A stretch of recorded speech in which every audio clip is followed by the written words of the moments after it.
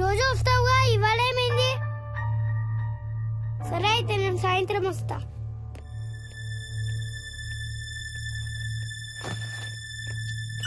విక్కీ, నేనమ్మా.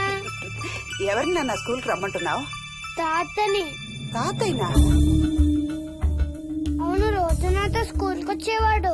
ఈ రోజు నువ్వు వచ్చావని రానంటున్నాడు. ఆహా, ఇన్నాళ్ళు లేకుండా ఇప్పుడు ఎక్కడి నుంచి ఊడిపడ్డాడంట మీ తాతయ్య?